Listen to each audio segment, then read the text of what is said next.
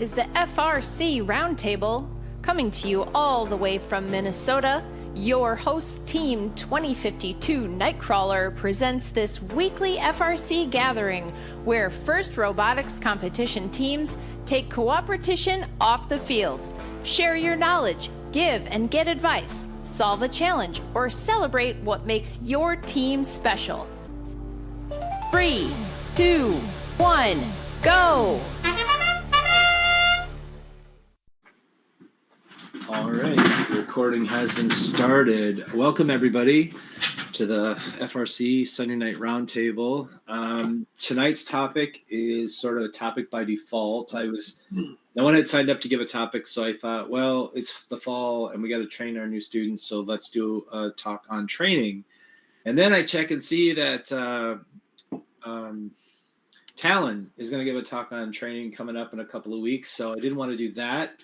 I didn't want to steal their thunder, so I decided we would do a talk on team building since we have a lot of new people, and we got to get them all incorporated into our teams. And so, how do we incorporate new people? And I think we'll probably end up talking about how do we take this new leadership group and build cohesion in the leadership group. Dominic and I were chatting earlier in the call. And they just got back from a team building retreat. So I'm very eager to hear about that. In fact, I told Dominic if he wants to sort of lead the discussion, I'm happy to let him do that as well. So that's our topic for tonight. I have nothing planned. So if anybody wants to kick us off with a question or share their thoughts on team building or what their team does, I happily turn the floor over to the group and anybody can start us off. Yeah, so I can get started on, as Scott said, 2491 NoMythic. We just got back from our annual team retreat. And so this is in the 3-day overnight. We try to get students to come up on Friday, sleep overnight, have the bulk of everything on Saturday, and then some people leave Saturday night, and then some people stay overnight on Sunday, and then come back down.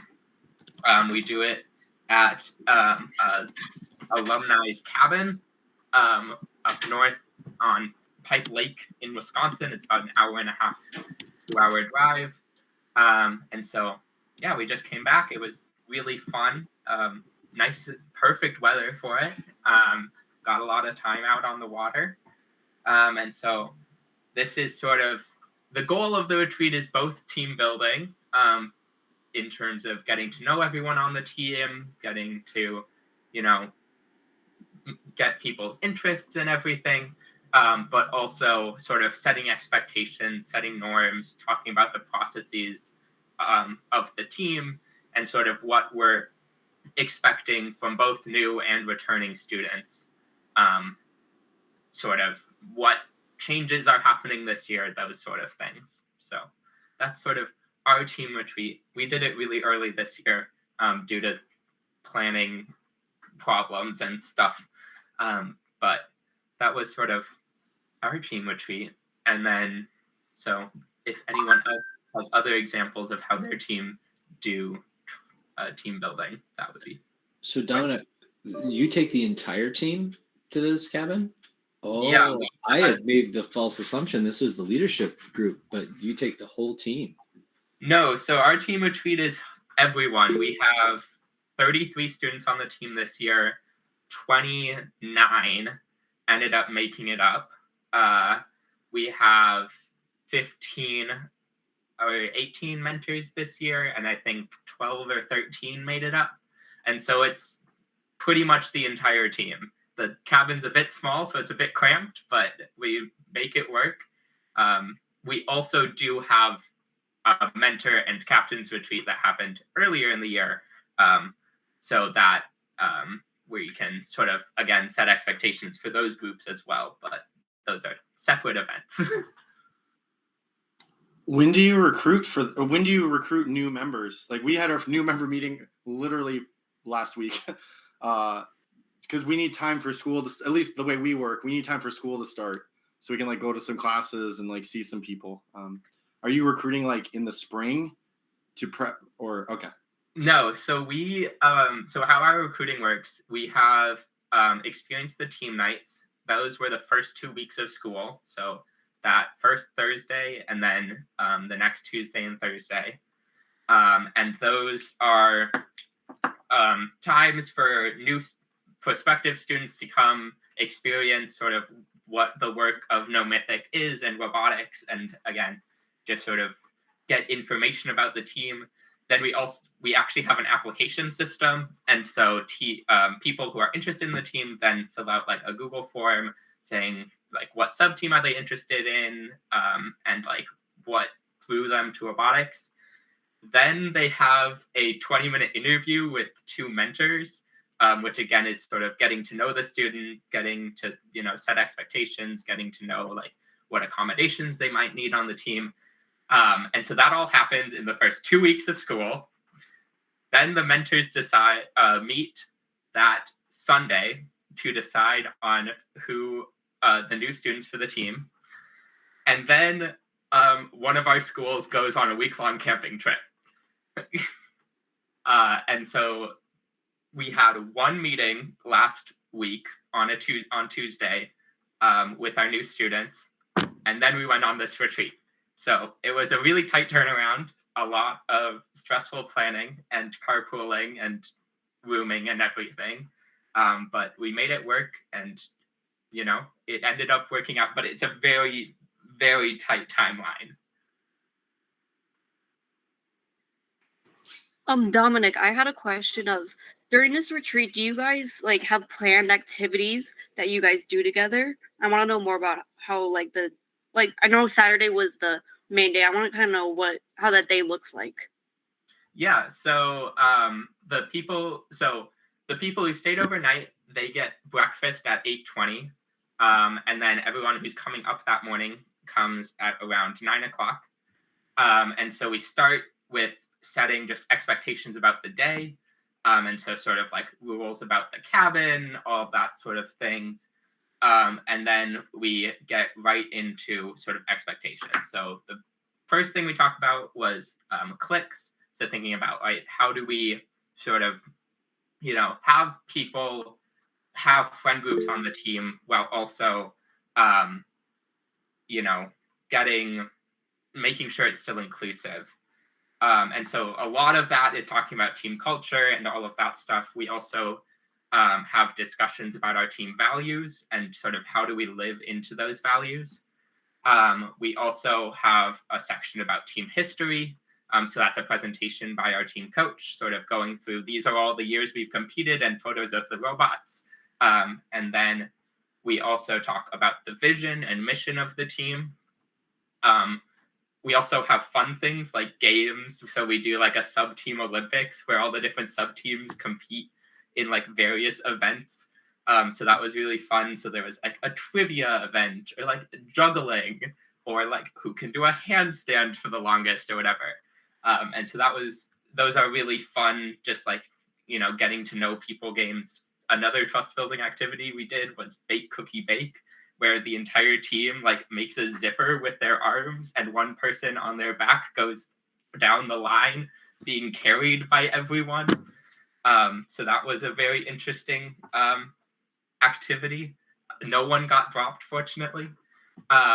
We also then obviously like eat lunch and dinner together.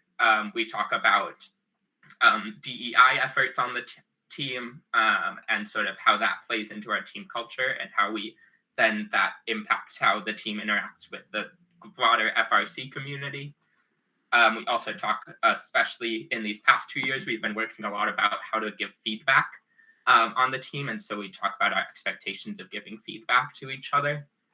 And then we also set team goals. So thinking about what are our goals for the entire team, and then what also is our sub-team specific goals. So like I'm on the operations team. And so one of our goals was, hey, we want to increase our Instagram presence. We want to have over 1,000 followers on Instagram this year. And then we also talk about accountability and taking breaks from the team and sort of what's the expectations about that. And so it's a mixture of fun games and getting to know you and whatnot. and also having those sort of expectation discussions and whatnot. So Dominic, I'm kind of curious. You mentioned that you do interviews and applications for your team. Do you have a limit on team number then? Because I think right now for KnightKrawler, we're at like 50 plus, almost 60 students, but we're an all-comers team. So I'm just kind of curious if you could talk to your structure. Yeah, so our team structure, we have, this year we have 7 captains, which are students that lead our various sub-teams. So we have 2 builder captains, 1 programming captain, 2 operations captain, and then 1 general team captain. And so the idea behind our limit, which this year was 33, was the idea that we can have 6 non-captain students per captain. And so that allows, the captain to make sure that all of the students are supported and have tasks to do and everything. And so that everyone's doing meaningful work and can really engage with the process of robotics. And so with that application system, we aren't necessarily looking at, do you have experience from robotics, or do you have experience doing these sort of things? We're really looking at, are you going to be a good fit for the team? Are you going to be engaged with the team? And are you open to like teamwork and collaboration and learning new things as well?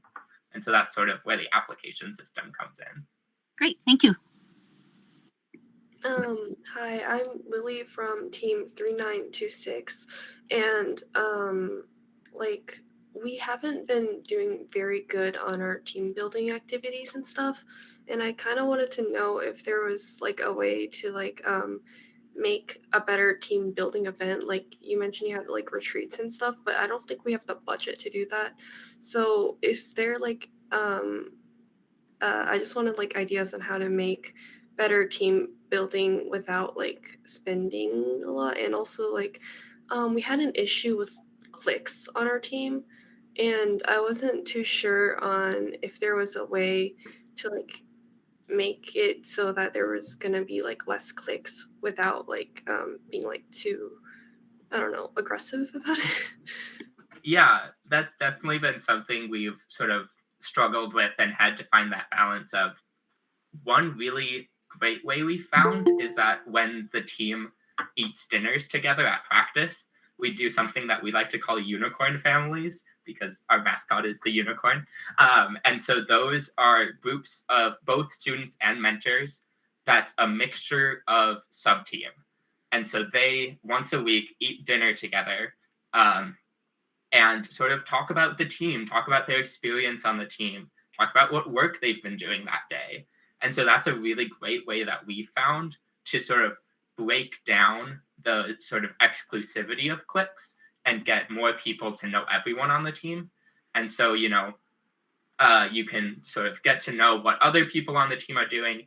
And it also really helps you, students, build relationships with mentors who aren't on their sub-team and sort of build those trusting relationships, so that if the student does have a problem with something that's happening on their sub-team, they have someone outside of their sub-team that they can go and talk to, which we found to be really helpful.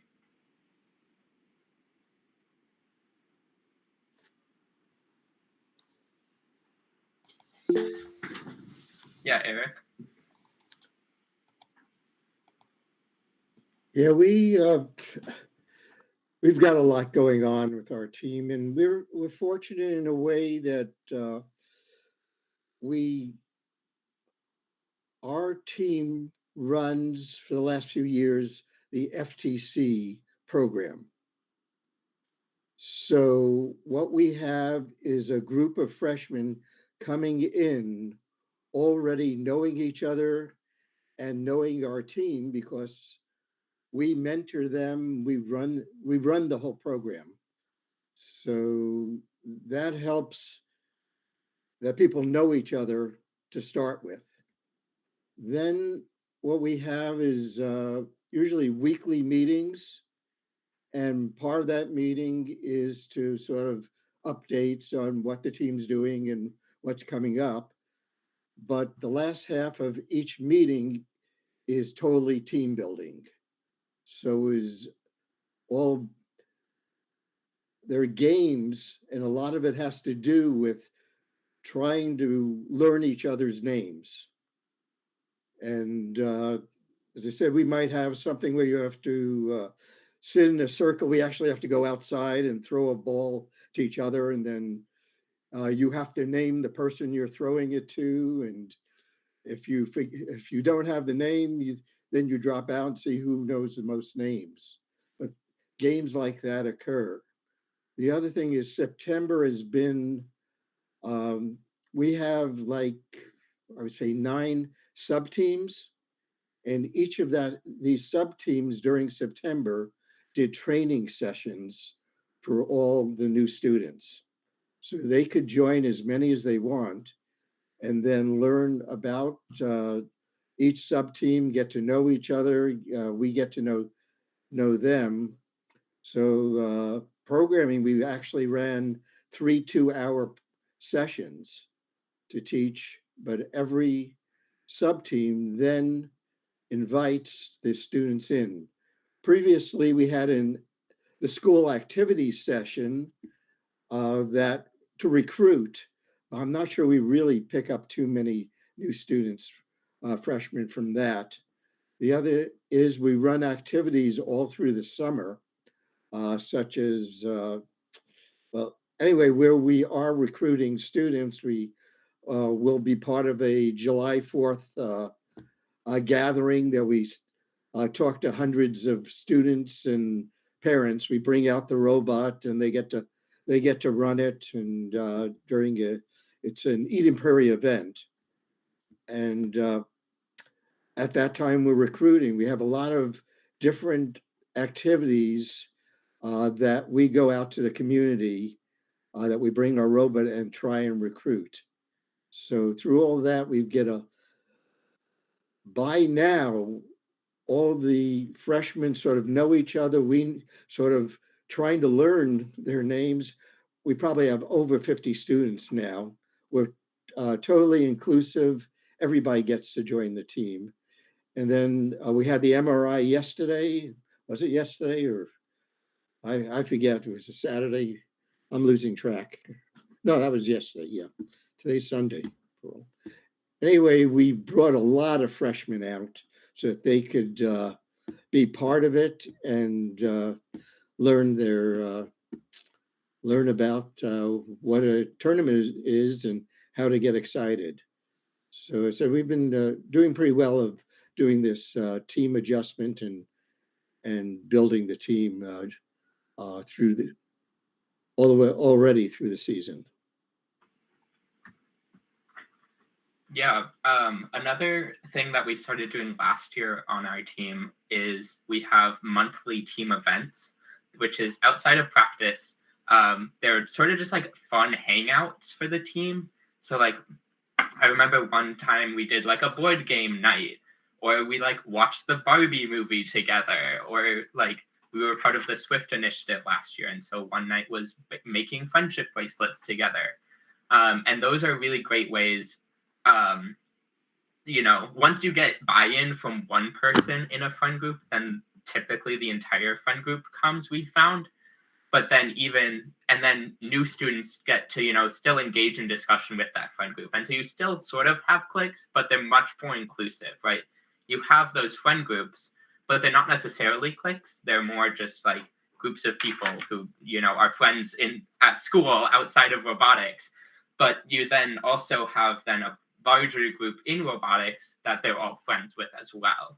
And so we found that to be really helpful. And those conversations that happen during friendship bracelet making are, not robotics related. They're about like Taylor Swift or like, about, what school projects are happening or whatever, right? And so these are really just like fun times, like outside of robotics almost, to, build that community that we've really found helpful.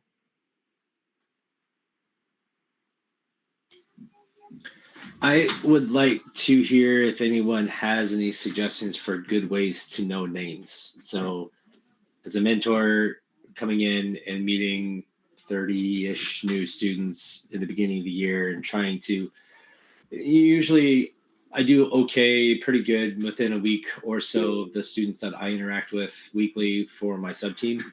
But then there's also those students that you don't interact with weekly basis that might on different sub teams. And I'm really interested to know if people have suggestions for ways that they have found that helps them get to know names, something that maybe we can adopt. Hey, Scott, you know the easiest way to get to know students' names? Have a smaller team.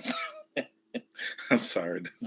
That's not, that doesn't sound like a problem I ever have because, for example, one of my newest kids, I coach him at golf. I have him twice a day. And then he decided, Mr. Miller, I'm going to join robotics just so I can pester you more. So, maybe, sorry, I know this is serious, but I just thought I'd throw that in there. So small teams probably don't have that issue because most of our kids already know each other in so many other capacities before they even get there. And then if you only have one or two adults, who are the same people regular, it's kind of like they already met those people in different capacity already at the same school. So it's easier that way. But I would let the people who have something to say. As I said, our students during our team building come up with a different game every time to try and find, they're all about names. So last week we, through a doorway, we split into two and put up a curtain.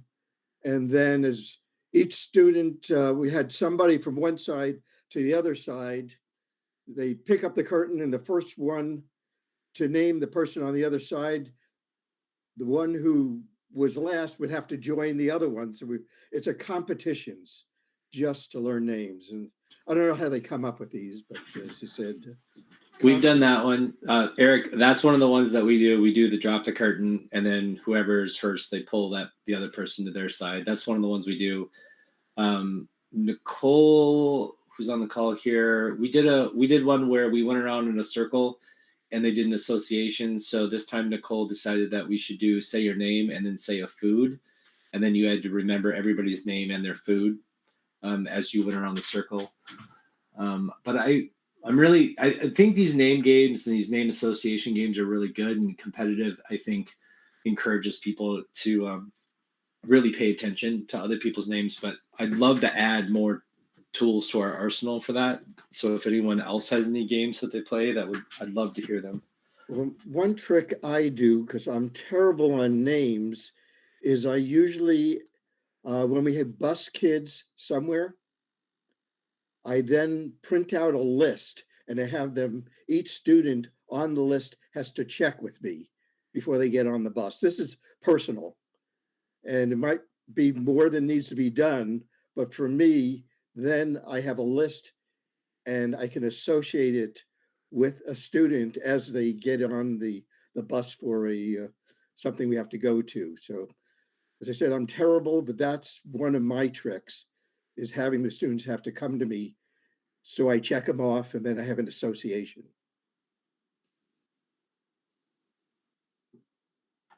Yeah, at least for us, it's just pure repetition. Like on the first day of practice, we did it like twice, where we just went around with names and pronouns and what sub team you're on. And then during the retreat, we did it like another time at the beginning on Saturday. And then as sub teams, we did it. And so just out of pure repetition, you end up getting it forced into your mind. I think also for us, when we do competitive games, we end up cheering each other on as well. And so that's really helpful for us of like, if you are rooting for someone, you better know their name because that's what you want to chant. And so like our first day of practice, we did like the competitive rock, paper, scissors, where if you lose, you go behind the other person and cheer them on. And so that was really helpful of just like, you need to know the person's name if you want to cheer for them. And so that was helpful.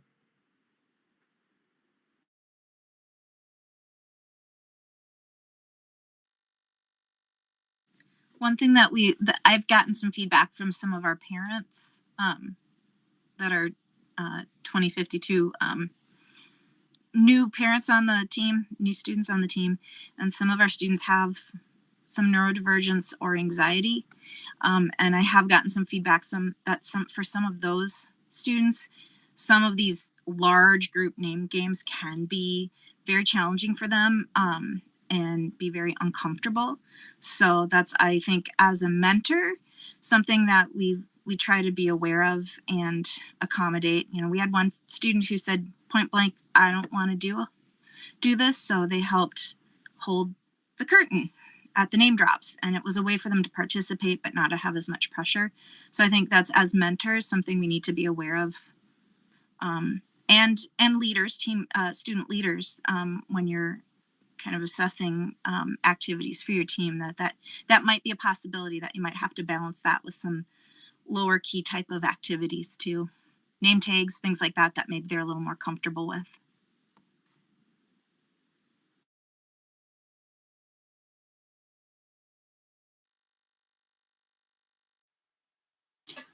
Tom, you get your hand up? Yeah, I probably don't understand how the hand raising thing works. My response would be, we've been at about 35 students and 10 mentors for the past couple of years. The students seem to figure it out pretty easily. When you started, I thought you were talking about from a mentor who maybe doesn't show up all the time perspective. I made a point of being there a lot and just getting to know their names. They do slides at the beginning, so they're kind of all collected together. So it's easy to sort of look at each one of them and think it over and figure out names that way over the first weeks or months until I've got it down. At least that's what works for me. The neurodivergent thing is a good point. I don't really like to make competitions myself, so I would kind of steer away from that. But that's kind of my input anyhow. Tom, you mentioned slides. What did you mean by that? Oh, I'm sorry. So at the beginning of every meeting, the captains present slides, at least a couple, maybe more, to sort of center the team, I guess you'd say, and indicate how we might split up for that given meeting and what the highlights are, what's coming up on the schedule and the calendar, things like that. Plus, I'll also add, they've got a student Discord that up until the last couple of years, mentors haven't been involved with. There's a couple mentors on it now, but we pretty much just observe. The captains manage the Discord, so they get to know each other that way as well. Yeah, I wasn't thinking about that at all, but that prompted something for me. During our closing meeting every practice, we do gratitudes for people on the team. And so that's another great way of, like, you know, you thank people by their names, or you recognize people by their names. And so, you know, even if you're not on the same sub team, you just, by hearing that person saying, you know, such and such person did like great work on the robot today or whatever, right? And so that's a great way to sort of get. And if I can add, even, you know, while also doing other things as well.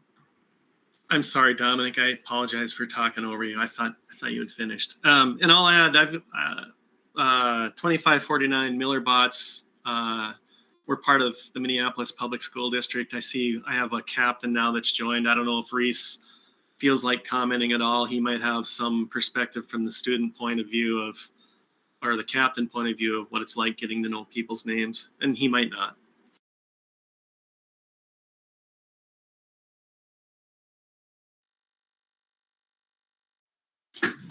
Something that NightKrawler started doing, I think last year, is we would previously wait until we had all the students had their new uniform, which we usually didn't get until end of December or early January, because we had to, you know, see what the game was and make sure we had all the people on the list and everything.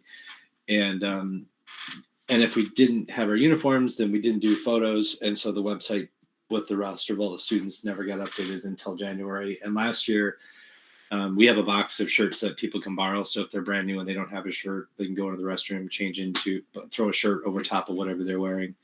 And getting the website updated earlier with all the students has been helpful as well. And I think we're going to continue to try to do that so that by mid to late October, everybody who's currently on the team, we can get their photo up so that you can go to the website and see everybody's on the team. And then we'll usually, any late ads, we'll end up getting them on the site a month or so later. Yep. And just to piggyback on that, one of the things that our students with 2052 have done then is we've had a lot of alumni who have a lot of gold shirts, because I mean, if you're doing, at least for us, our shirts don't change year to year. They are the same. So we've had a lot of alumni donate back t-shirts, and that has become kind of our storehouse of shirts to use when we do the photos. And then we always have a couple extra work shirts. And if somebody needs a specific size, you know, like returning students will let other students borrow their work shirt for the photos.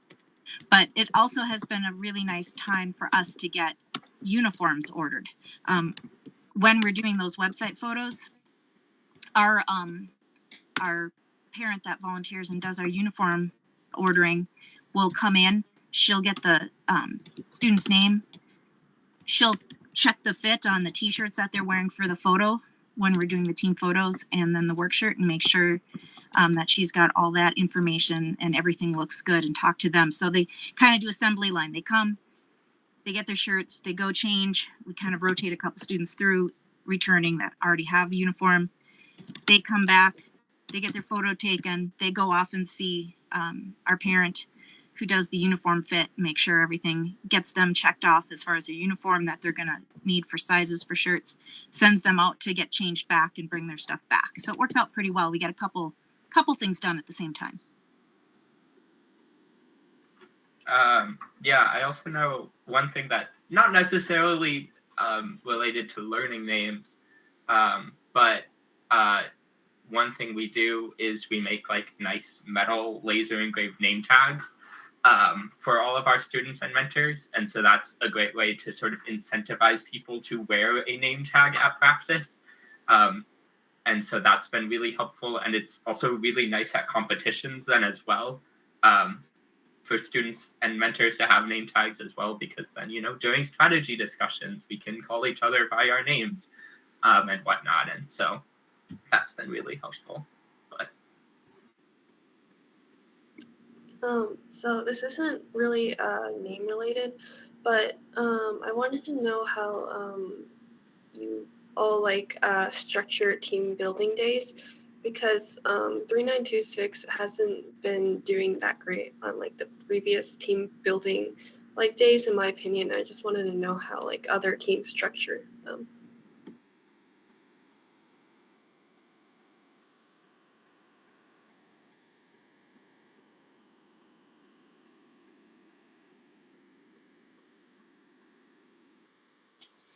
Well, I will share that 2052 has talked about doing dedicated outside of meeting team building days for the whole team, and still really hasn't done that yet. We try to carve out times within our regular meetings to do sort of that get to know each other type of thing. And I think we'll continue to try to do more of that. I'd like to see us do something on a Saturday or Tuesday night or something like that, but there's already so much pressure that we meet at robotics and people get there adding additional things. We get a fair amount of pushback, not just from the students, but also from the mentors. And it's a struggle. I mean, I wish we would do more, but at the same time, I kind of like having my days off as well. So I don't have any good advice, but I wanted to fill some of the dead air here, because we don't really do it. Does anyone else like pick non-robotics days to do team building?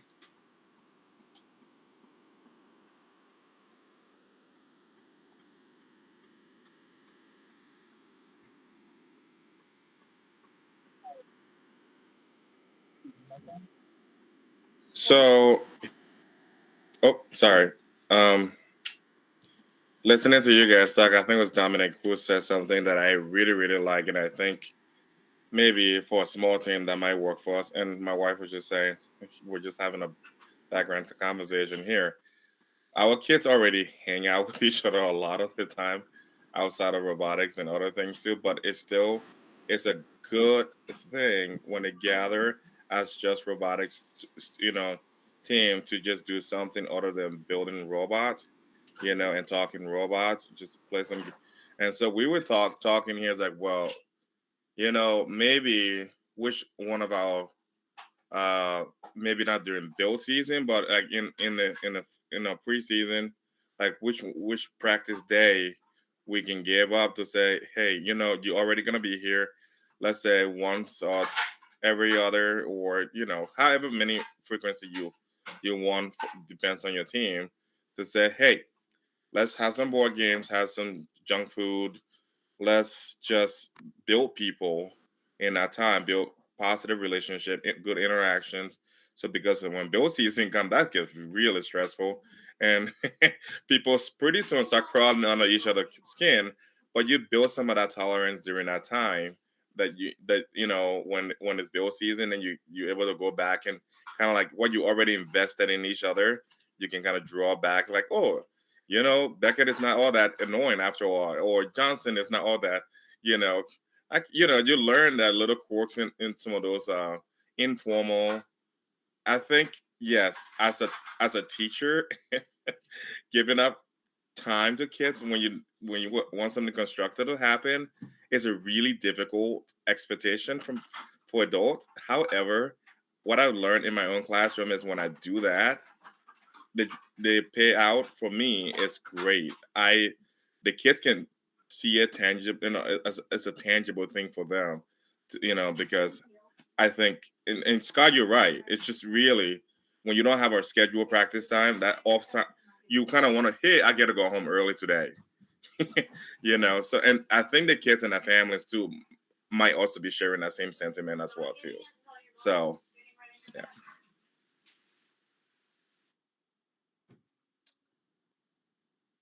This is Eric from Talon. Our students seem to be very excited about putting their own gatherings together outside, even. One of the kids actually ran a bonfire one night and invited all the kids from the team. I'm not sure any mentors even went to that, but they seem to come up with these things, gatherings that they want to do, but all kids are always invited to these things. So sure that was a fun thing for them to do, and as I said, their own team building. Uh, Even off season, we still have open room at least one day, or if not a couple of days a week. And whoever wants to hang out, it's usually right after school into at least dinner time. So whoever wants to hang out in the room, we have to make sure we have mentors to cover. Not that they have to do anything there, but they seem to get it that they like being with each other.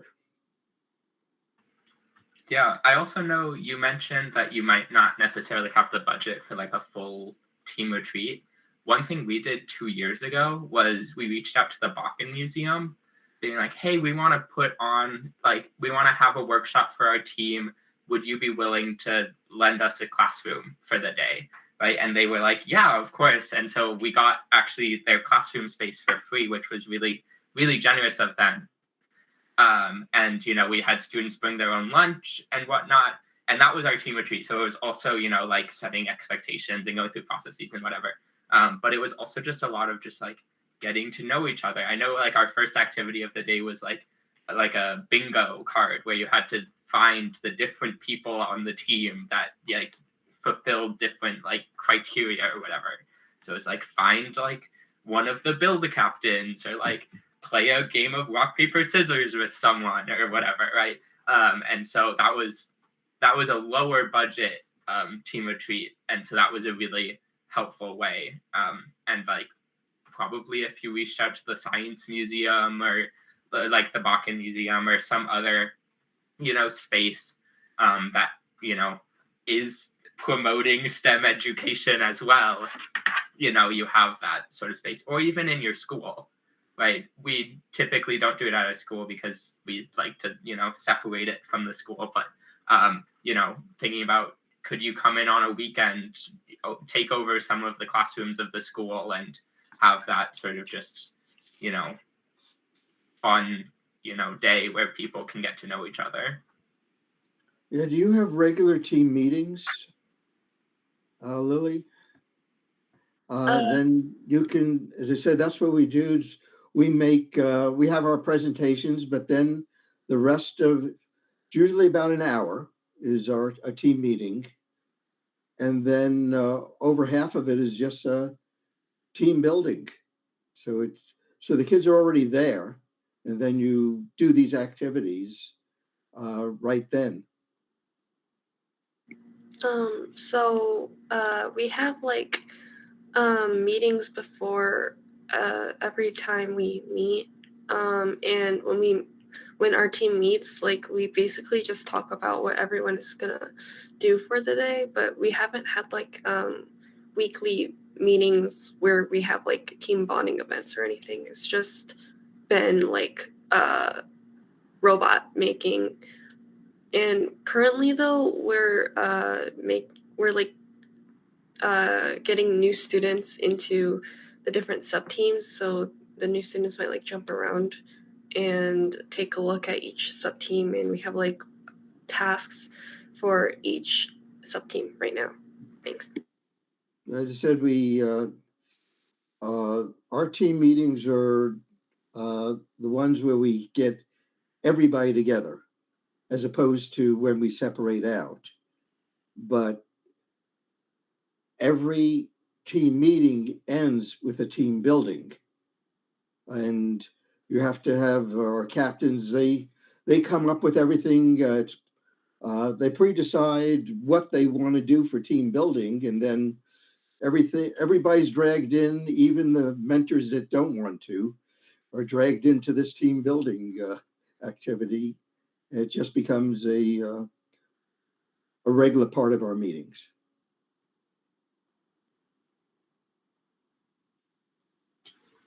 Kirk, it looked like you were going to say something or wanted to say something, and I'm not sure if your mic wasn't working or maybe what the deal was. But if your mic doesn't work and you have a question, just throw it in the chat, and we're happy to discuss it too. If your comment, whatever it might be, you just want to make sure that you didn't feel like you were pushed out. Oh no, I think my mic was wrong mic. I had a couple different mics. So it sounds like you guys hear me now. I was just mentioning with 4674, what we started last year was taking, because we are just going to start our meetings, was actually taking the first 15-20 minutes to do an activity related to one of our values. There was also a team building activity. So just some of them were just goofy things. Some of them were maybe a little more, but they're all intentional. And I reached out this year to one of our places that does a high ropes course and group activities, and said, hey, can you give me some ideas for what are some things we can do, and give them a list of my values that, I want to do something that kind of teaches the value of initiative, or teamwork or hard work or enthusiasm. I think enthusiasm is a big one, because we all can get kind of down in the dumps or have a bad attitude, and those types of things. So that's something we're just kind of doing at the beginning of each meeting, taking 15-20 minutes just so we touch on them and have a group building activity before we go on to somewhere else. Sometimes too, unfortunately, sometimes it becomes our usual suspects, as I like to call them, the same group of kids that always tend to volunteer and do things. I see Jeremy shaking his head, yes. But also potentially doing some sort of community activity can be team building. We do, as a fundraiser in the fall, we work at the compost site one day. And yes, it's additional above and beyond. It's on a weekend. And you do get usually the usual suspects showing up, all the kids that generally tend to volunteer for those things. But you get additional kids mixed in the mix, new members that really maybe don't quite know the other kids as well. And it becomes a really good bonding experience to even do something like that, where there's some sort of community service as a way to team build. and give back also. So that's just one idea. I mean, we don't do those things intentionally with that purpose, but I have noticed that those kids that participate in those events do seem to form more of a bond and team approach.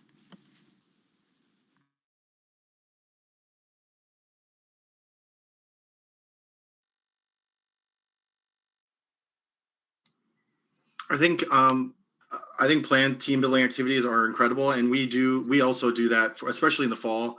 We do 15 to 20 minutes of that. I just Google team building activities and see which ones we just pick one. But I also just want to leave room for, like, there is a spontaneity involved in this too. One of our mentors went to Ace Hardware last build season and got some supplies, like bolts or whatever. He also got a thing of cheese balls, like a big tub of them. They were disgusting. Like, I honestly think that they've been in that Ace Hardware for 10 years. I don't understand. But we opened them, and then people like had one and were like, what is this? And then, that turned into this whole thing of the kids thinking it was so funny. And we had our new member meeting last week. And the returning students bring it out, and they're like, anybody want a cheese ball? And we're all like, well, I mean, you don't have to have a cheese ball. This is not hazing. Like, this is not hazing. You don't have to do it. But some of the new kids really engaged, like, they thought it was funny. And I think that kind of like inside joke or like they, that sort of thing is also super important. And I don't have advice on how to make that happen. A mentor happened to buy cheese balls at an Ace Hardware, and then it turned into this thing.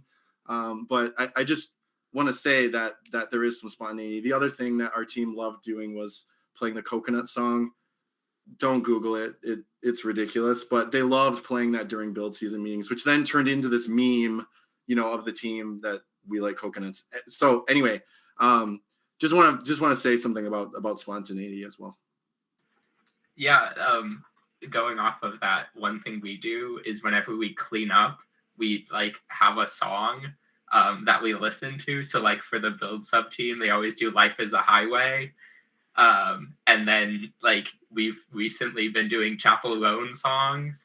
And so like those are really fun of just like, having fun while we're, doing something that's not so fun, right?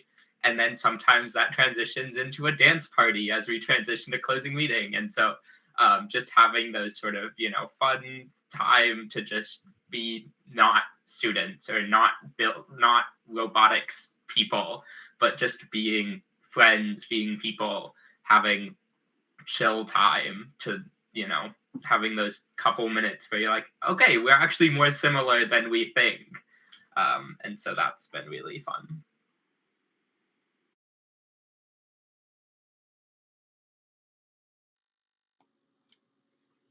Our kids also do some robot stuff that we don't sanction. We had an extra chassis, and they put a lawn chair on it, put it out in the parking lot, and started running people around. Other than making sure they had helmets on, we didn't have much control over that one. But this definitely was a team building.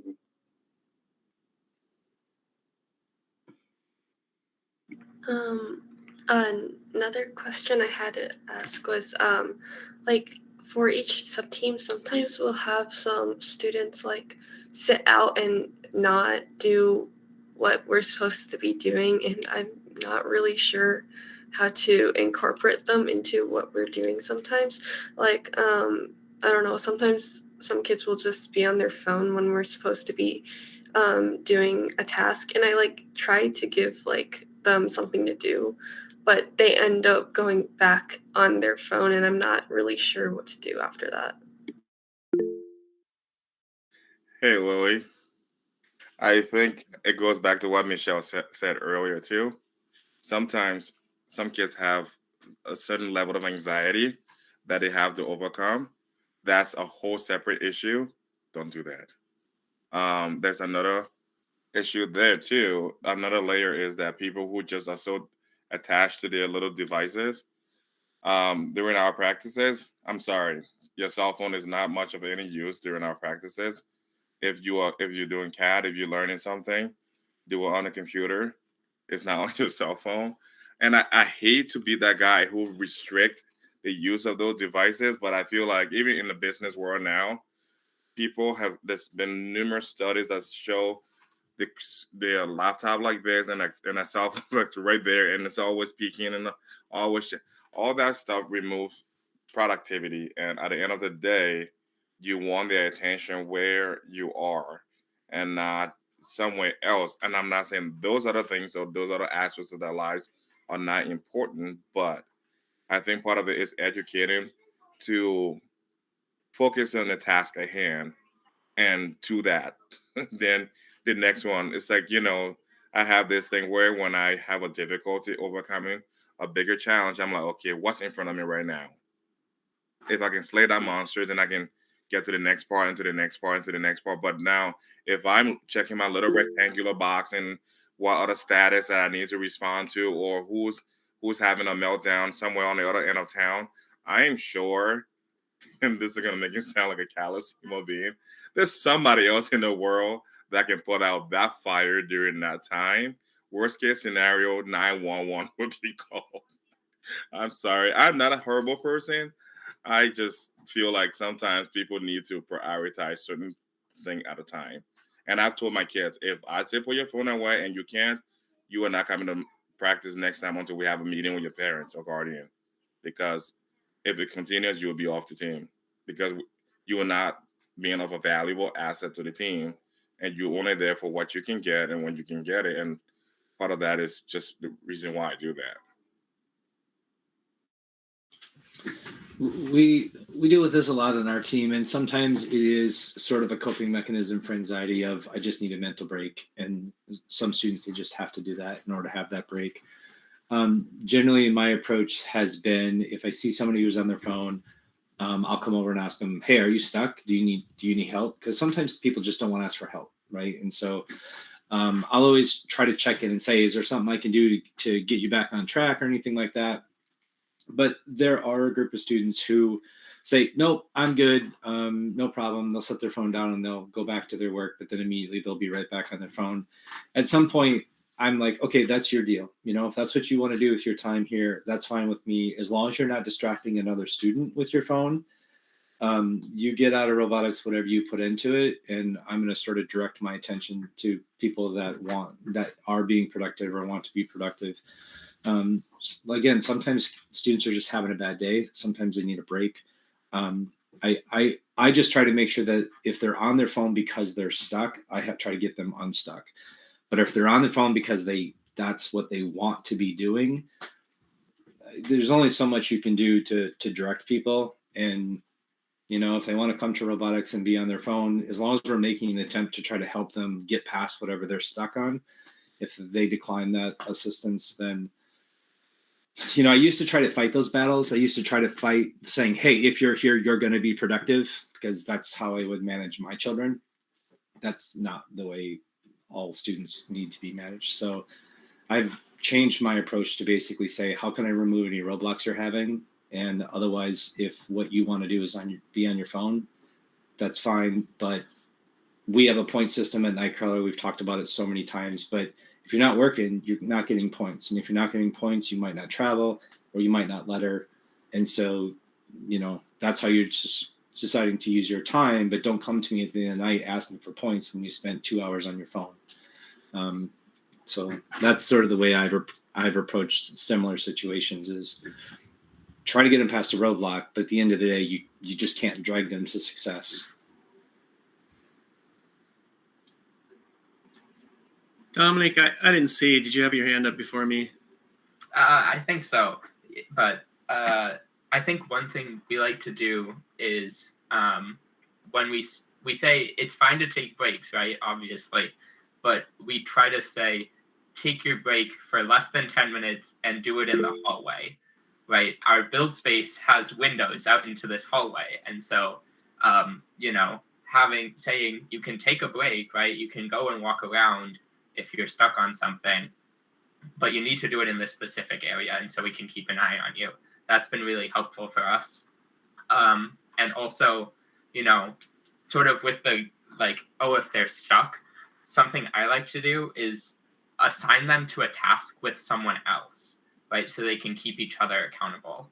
And sort of saying, if someone else is also counting on me to get this work done, then they're more likely to get the work done, is something we found. And so pairing up a new student with an experienced student so that, you can make sure that the task is getting done has been really helpful. It's also really helpful, we found, for if someone's not interested in doing the work, or isn't doing the work, up to the standard you were expecting, having that second person there that they can bounce ideas off of, that they can, collaborate with, we found that to be really helpful as well. Lily, I'm wondering if you can say a little bit more about, I want to make sure what your role is and how many mentors you have available, how many students you're dealing with, and how prevalent this problem is, or this situation is that you're seeing. So I'm co-leading co-team for 3926, and we have a build lead. We have a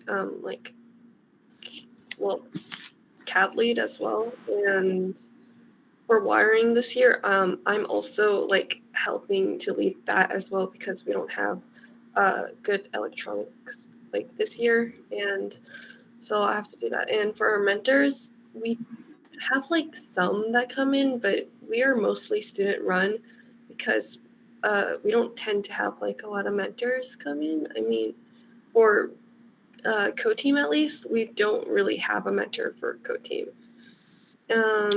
For the amount of students on the team, I think we have a pretty balanced amount, except for our what do you call it?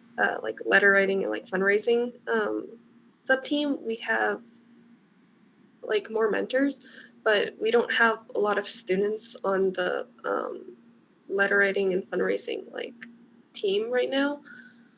For co-team, I think we have 6-ish people. I think our team is currently the biggest right now, and yeah, but most people this year have been focused, but it's a little frustrating when some of the people who are working with me get sidetracked, and I try to give them tasks to do, but they don't really do that. I don't know. Another option, I would suggest it might be worth it to try and have a mentor available, not necessarily to intervene, but I'm surprised you don't have a little bit of adult presence. And maybe another option, I think Dominic and Scott said some good things.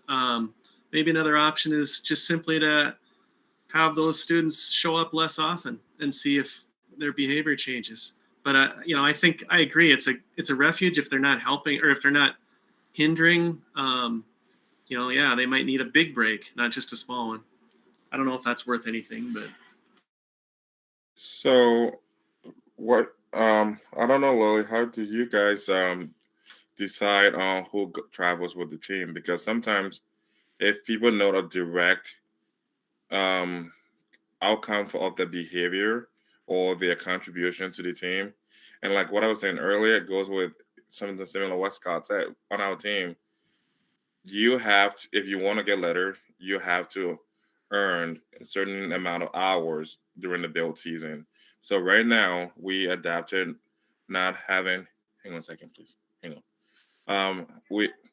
We've adapted, we don't stop tracking hours until after our first off-season NMRC event, where we bring everyone. Like right now, I have 1, 2, 3 new kids that just joined our team, and so all those people will go and see. Here's the fun.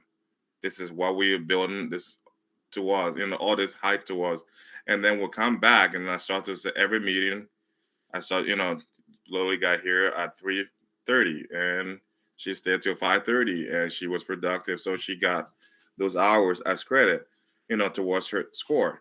And here's what happened is when you start falling off track, one of the reminder is, hey, being here doesn't mean you really are here. And so if you're here and you're really not here, that's okay. If you're not being obnoxious and taking other people off task. However, it's not going to count towards your hours. You know, it's more like a social time for you, and it's not a beneficial, because when we go to competition, like you all know here, right? I love this. Thanks to Scott for his mentorship to my team, because now when judges start walking towards my pit, I just walk away. You know, if you didn't build your robot, you didn't put your time into it, you're gonna make a fool of yourself. You know, so if they start kind of making those connections, like, hey, you know, all these tasks that we're doing, it will lead to this understanding. I had a student who got mad at me because, why did you make me build this stuff 15 times and we didn't end up using it? I'm like, because at competition, when the part that we used broke, guess who fixed it? You did. It was not directly what you fixed during practice, but you build up that, you know, that tolerance for, you know, problem solving. And she, you know, before she, you know, it's a whole separate thing, but it's just being able to directly tie their now into what's coming may help. I don't know, but like what Tom just said, having also not having an adult to kind of help you, you know, rein them in. Sometimes it's a you know, herding cats battle pretty much.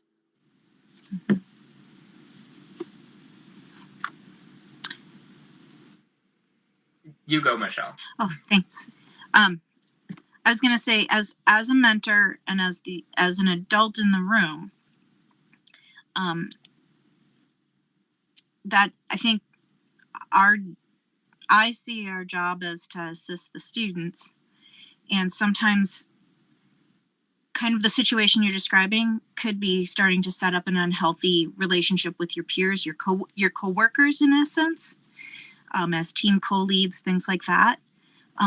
And to Tom's point, that is one of the important pieces where it's okay and you're totally in bounds to ask for help, and that might be just even to facilitate the discussion, depending on how your team operates. But that's a big responsibility as a student. I think if you're being put into the situation sometimes, where you're not just a peer and a leader, but also having to intervene in some ways like that, where maybe that's where a mentor should be helping to guide that discussion. So I don't think, and that's a learning process. That's even something that adults in management struggle with too. And I think, you know, so there's a lot of dynamics there. And yeah, to echo Tom, I think that's one good opportunity to maybe have a discussion with a mentor and maybe talk about some ways to maybe work through that. Yeah, I think one thing that we're hoping to do this year is thinking about like how does the task work towards the bigger goal, and also thinking about personal goals for robotics, right? What are you hoping to get out of spending all this time on the team? And so like, I know during our first meeting, we went around saying, what do you want to do on the team this year, right? And so thinking about, if you talk with those students, being like, why are you here at robotics? Why are you putting all this time into coming to these meetings? Like, why did you join the team in the first place? Sort of thinking about, you know, where are they coming from? And then thinking about what tasks can they do that align with those goals, right? Thinking about if they want to learn how to code the robot, right? If they want to code the robot, thinking about, you know, what are the steps there to, once build season comes around, so that they can actually get code onto the robot, right? Or if they want to, you know, be driver, right? What tasks can they do, right, to think about, you know, becoming the driver for build season, right? Maybe they, you know, practice on a driving simulator, or maybe they do like the controls programming for the mini trials robot or whatever, right?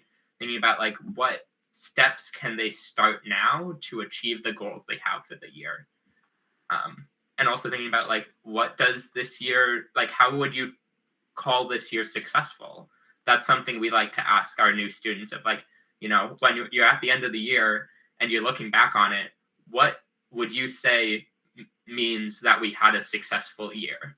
And so thinking about, you know, goal setting is also really helpful for that as well, so that people get engaged with the work.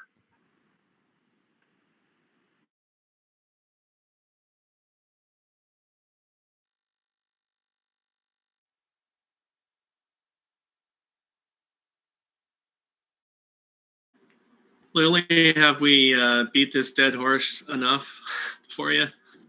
Yeah, thank you.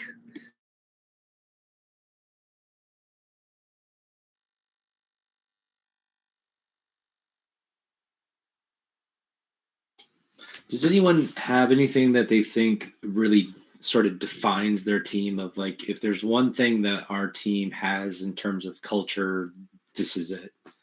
And what is that thing, and how did that become a thing for your culture, or how do you incorporate that into your kind of ethos with the students? I don't know if this really is what you're getting at. I'm going to jump in and say our team is pretty strongly student driven as well. But we do try to make sure there is an adult or two around, not to beat that dead horse again. But my favorite meetings and practices are really when I don't do much of anything. The students are all interacting with each other and making sure things move forward. So that's kind of, at the same time, there was a time we've been together 17 or 18 years, depending on how you count it. Not me. I've only been around a couple of years. And we've been to Worlds 5 times. And the question sort of comes up, how important is Worlds? It's been 6 years now. So students may or may not have the capacity to organize themselves well enough to get back to Worlds. That's something we're trying to figure out. So so student led, that's our thing.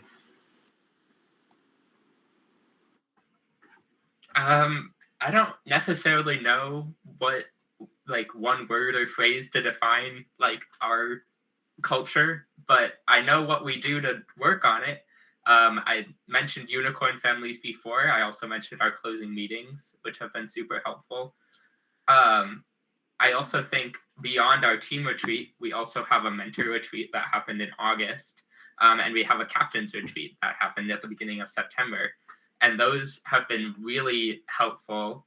I can talk about the captain's retreat because I went to this year, for just sort of setting both expectations of what is the role of the mentor or the captain.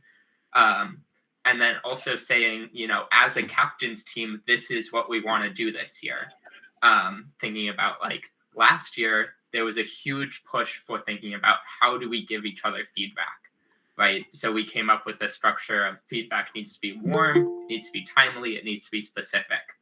And so we've been practicing that now, when we have our team retreat, we do skits of providing each other feedback, so that students can get practice with that.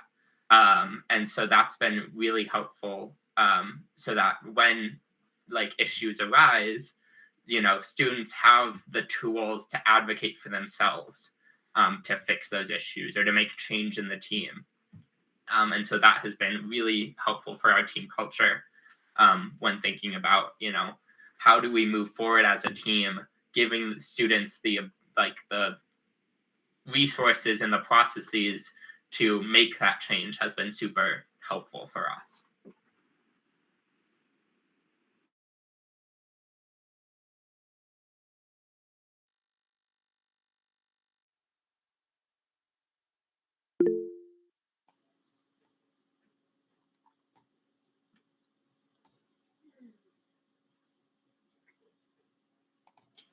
So this is Eric with Talon Robotics, and we're very much like Tom's team, that it's totally student-led. But we do students, all our meetings for the students are at the school, but they can't meet without a mentor present. But that doesn't mean the mentors have to be involved at all. But we do require mentors to be present. But we fortunately have, for each sub-team, a mentor that works with the lead for that group.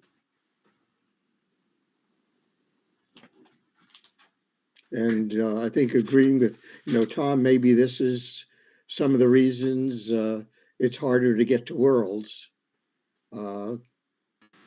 Sometimes I would say we don't have the most sophisticated robot, but we're very proud of it being student driven.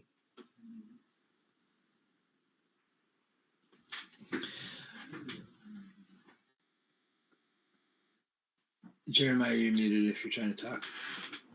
I have a question for those awesome people like Tom and Eric in the room that have these student-led team, because actually that's like my like you, I think Tom, you said it. Some of my favorite practices have been ones that all I do is I answer a question that is like, where do I get this or something like that, not me being saying, hey, you go ahead and do this, you do that, directing people to doing things. But those don't come very frequent on my team. So how do you guys kind of get, just so I go to bed now? Sorry, Dad always. So how do you guys get to that point where your kids feel like, we share the vision with our mentors, and so they're just gonna be here to make sure that we don't bleed tears, guts, and blood, or none of that stuff. But we can actually, because the new kids are joining the team, and this is kind of my message to them. We've had one-on-one, they meet with me one-on-one, and I say, look, this is a show that you get what you put in. And I want you, when you leave this team one day, to say, I was in robotics for these many years, and this is what I'm walking away with, and how tangible I can use that anywhere I go. And that means that you have to invest in it, not just during practice, because if you want to learn to do CAD, I got this one new girl that I'm hoping that's my unicorn to save my team with programming. She's like, I like programming. I'm like, yes. And I'm like, but you have to learn that stuff, because I have one kid that's been with the team the longest, and he wants to do programming, but he would never put any bit of time in it outside of practice. I'm no programmer, and I think, Scott, the kid I'm talking about probably. I don't have the tool to say, okay, you and I will get together, we'll do this here and do that there. So now a lot of my kids lack the initiative to get up and go. I literally have to push them. I'm like, you go in this direction, you go in that direction. This is your task for the day. This is your task for the day. It is exhausting. And I'm hoping to walk away from that eventually, but I don't know how you guys got where you are, and I would love to know the roadmap.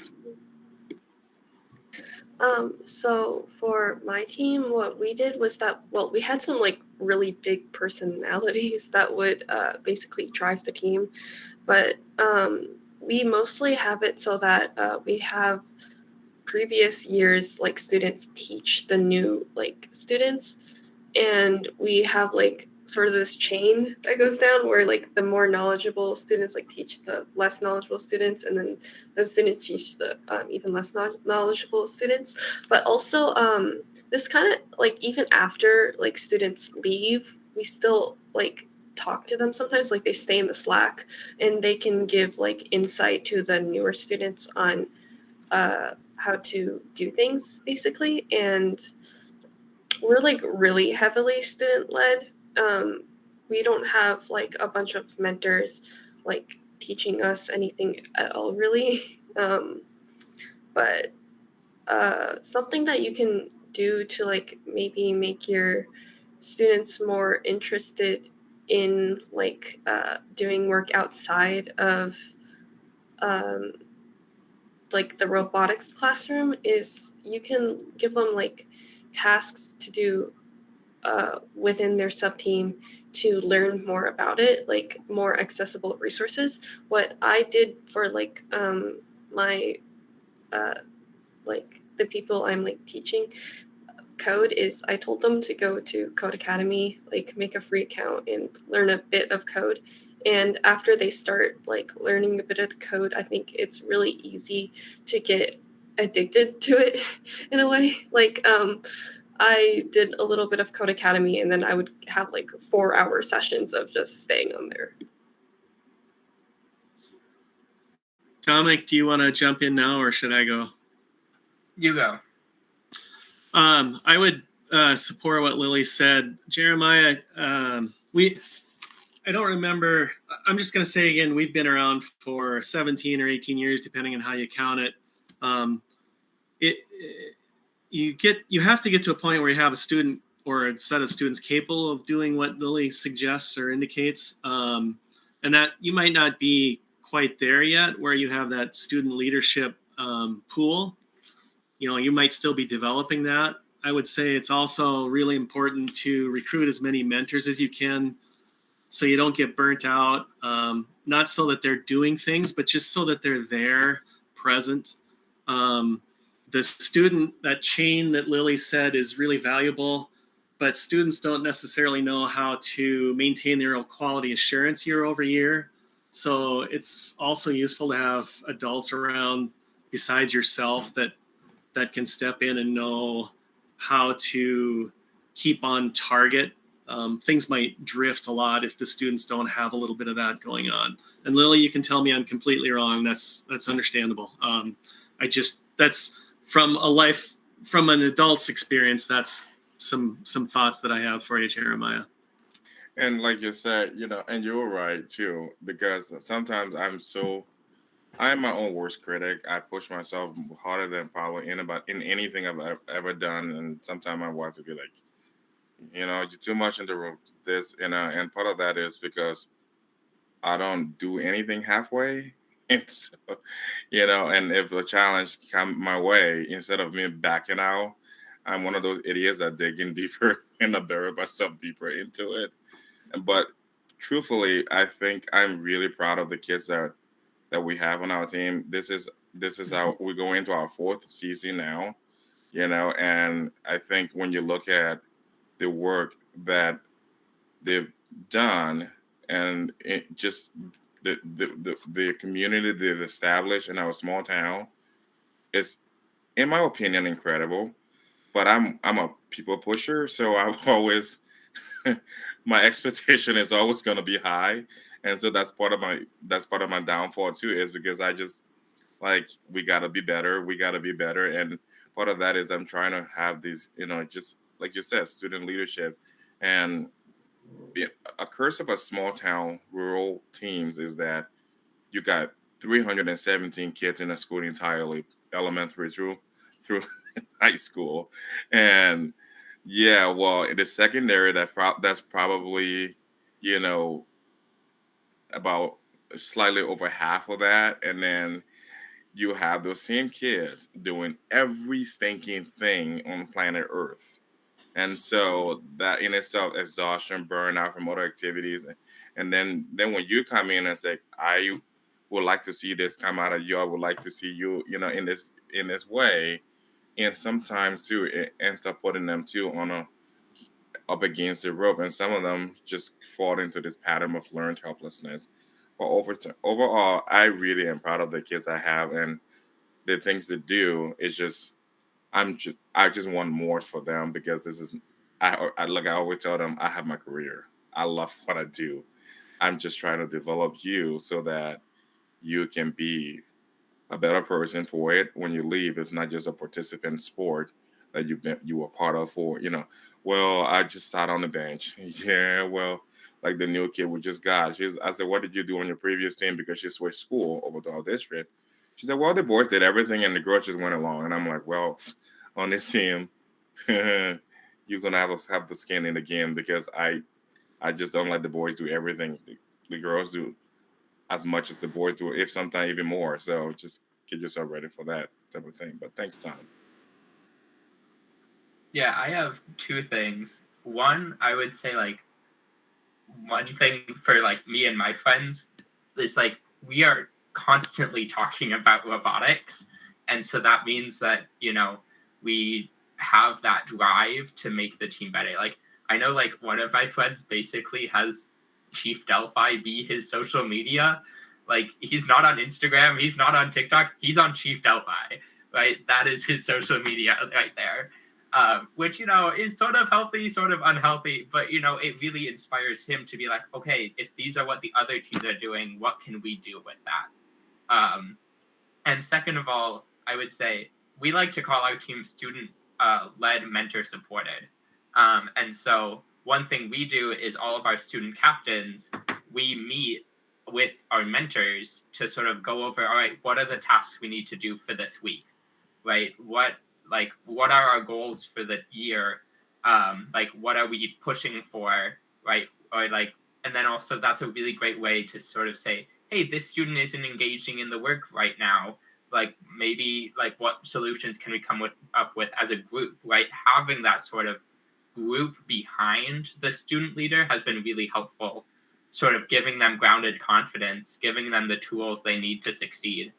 And so that's been really helpful. I know literally right before this meeting, we had our operations meeting with the mentors. And so that's been super helpful, talking about, oh, we have students on the team that, aren't, fulfilling their roles.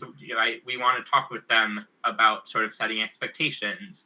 But then we're also like, all right, here's what we want to do during this practice and this next practice. And so that's been super helpful, sort of having that support behind you so you're not feeling like you're trying to do it alone from the student perspective.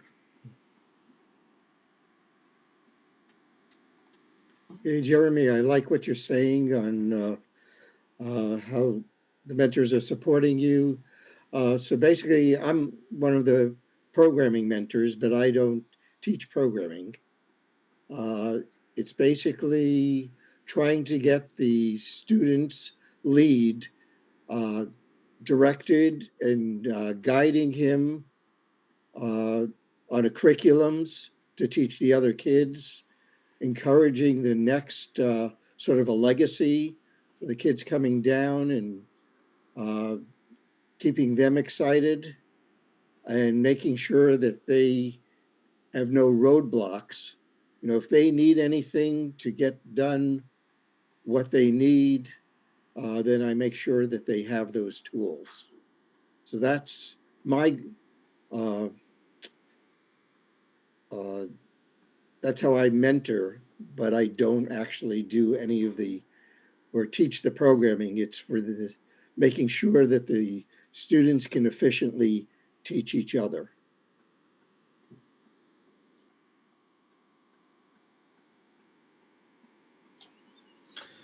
Well, we're getting close to 8:30. Does anybody have any final questions they want to ask, or remaining things they were hoping to push out there that hasn't been talked about yet?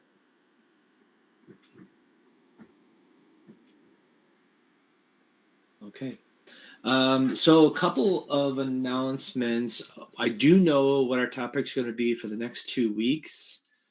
Next week, the 6th, Dominic, who's on the call tonight, they have signed up to share everything you want to know about NoMythic. I guess I think that's pretty much it's going to be the title, right? Everything you want to know about NoMythic. So Dominic's going to tell us all about what it means to be on NoMythic and some background and some history, I assume. So I look forward to that. I think this is going to be.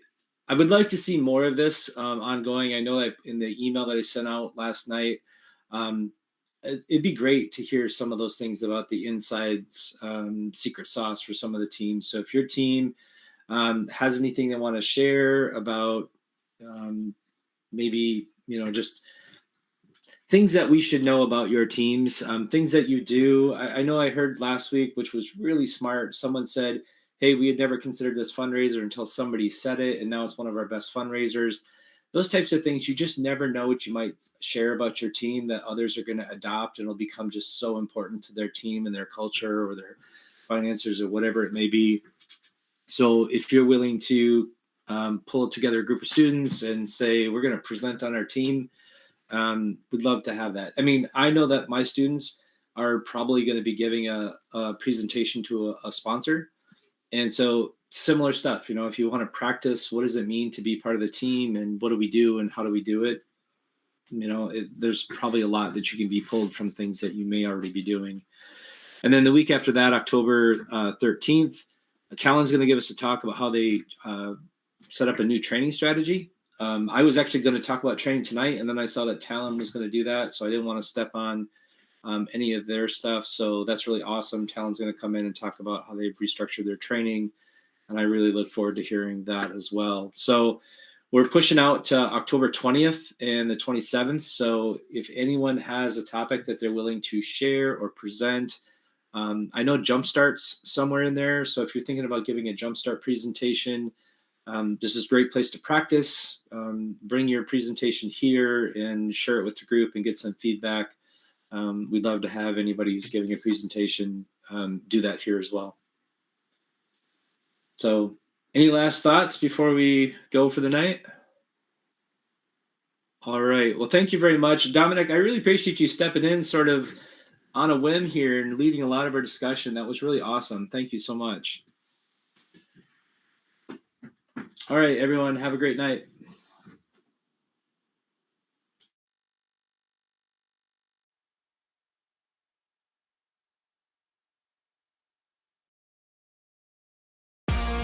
That's it for this week's FRC Roundtable. Join us live all season long, every Sunday night. Visit the website at team2052.com/roundtable to sign up for weekly invites. In the meantime, keep building, keep learning, and we'll see you next week.